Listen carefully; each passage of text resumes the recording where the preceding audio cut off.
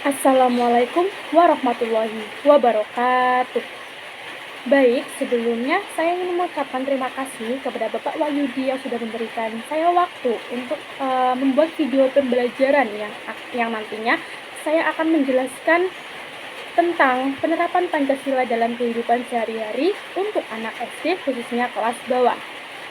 Perkenalkan, nama saya Debbie Akmalia Richard dari kelas 1A dengan NIM K7223024.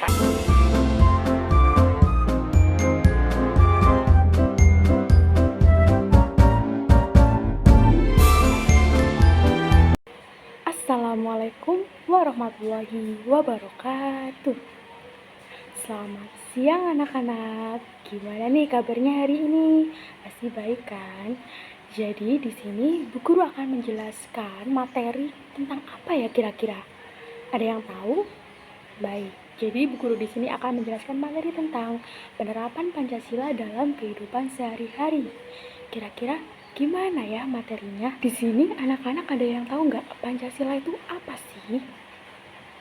Oke, Pancasila itu merupakan dasar negara Indonesia. Wah, gimana tuh maksudnya? Pasti sulit nih. Tenang, nggak sulit kok. Jadi Pancasila itu dilambangkan dengan lambang Garuda Pancasila. Nah, Garuda Pancasila itu bentuknya kayak apa sih? Jadi Garuda Pancasila itu bentuknya berupa burung Garuda yang besar berwarna kuning, yang di bagian tubuhnya itu di sini di tengah itu ada beberapa lambang-lambang yang setiap gambarnya itu memiliki makna. Apa aja sih gambarnya? Yang pertama itu ada gambar bintang di tengah-tengah, kemudian ada gambar pohon beringin, ada banteng, ada padi dan kapas, kemudian yang terakhir ada gambar rantai. Kemudian di bawah kaki burung Garuda itu terdapat sebuah tulisan apa itu? Jadi tulisannya itu bertuliskan Bhinneka Tunggal Ika, yang artinya berbeda-beda tetapi tetap satu jua.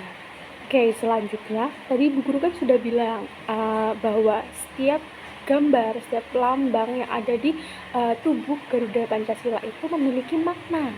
Makna apa aja sih itu? Yang pertama itu ada gambar bintang, maknanya itu ketuhanan yang Maha Esa. Yang kedua itu ada gambar rantai, artinya itu kemanusiaan yang adil dan beradab.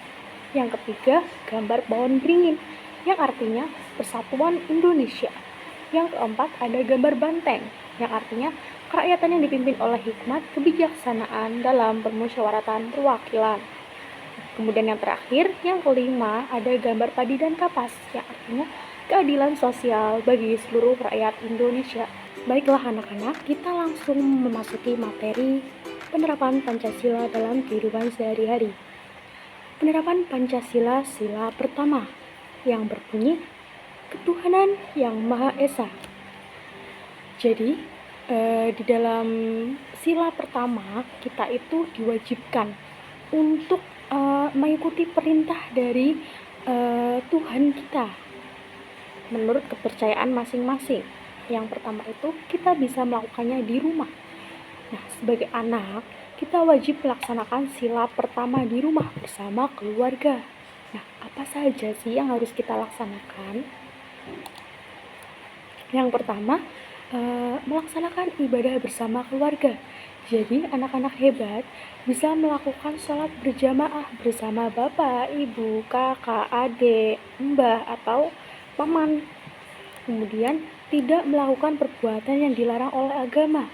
Bisa anak-anak lihat di gambar itu ada seorang ibu yang sedang memarahi anaknya sampai anaknya ketakutan. Nah, itu kalau berlebihan itu tidak boleh ya, di agama itu tidak boleh. Jadi kita itu harus menjaga keharmonisan di dalam sebuah keluarga.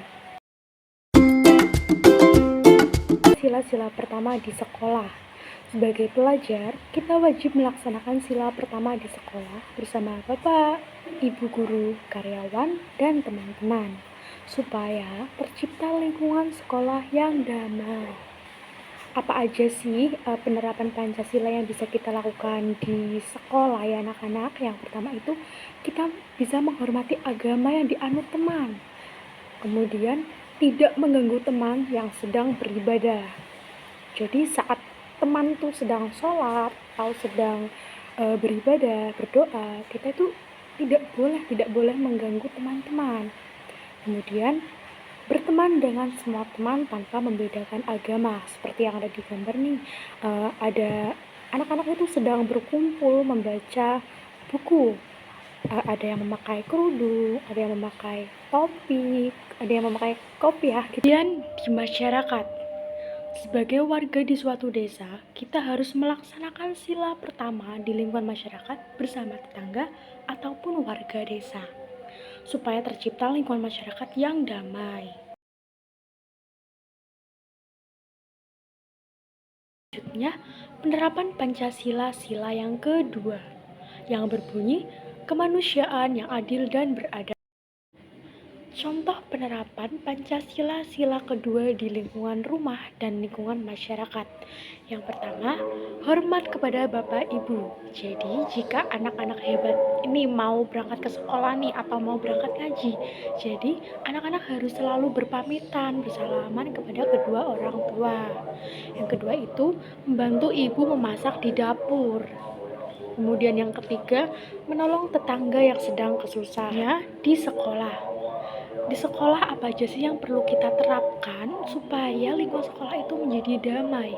Yang pertama itu menjalin pertemanan dengan siapapun. Jadi anak-anak tuh nggak boleh membeda-bedakan teman, nggak boleh milih-milih teman, tidak boleh kayak memilih teman yang cantik, yang ganteng, itu tidak boleh ya anak-anak. Kemudian yang kedua, menjalani kewajiban sebagai pelajar. Kewajiban pelajar itu apa ya?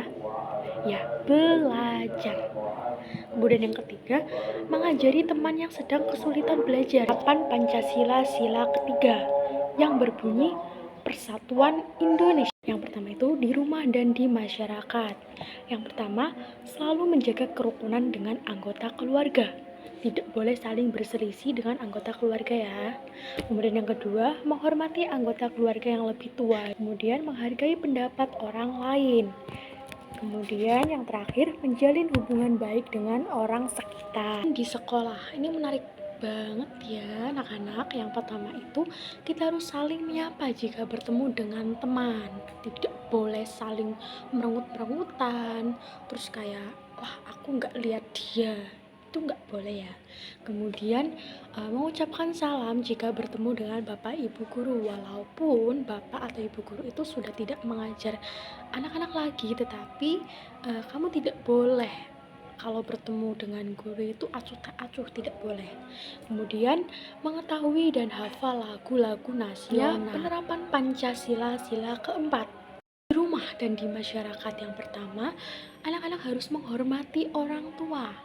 Yang kedua, melakukan diskusi dengan anggota keluarga, kemudian mengikuti musyawarah, dan yang terakhir ikut serta dalam kegiatan yang ada di masyarakat. Di sekolah itu kita harus melakukan pemilihan ketua kelas dan wakil kelas. Yang kedua, mengerjakan tugas kelompok bersama.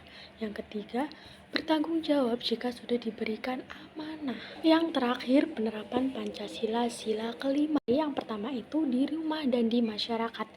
Yang pertama, teman-teman harus kalian harus saling tolong menolong terhadap keluarga. Yang kedua itu memberikan perlakuan yang baik kepada seluruh anggota keluarga. Yang ketiga, memberikan bantuan jika ada yang kesusahan tanpa membeda-bedakan. Yang pertama, bermain dengan teman dengan cara yang benar atau tidak curang. Sekian dari Ibu, terima kasih. Wassalamualaikum warahmatullahi wabarakatuh.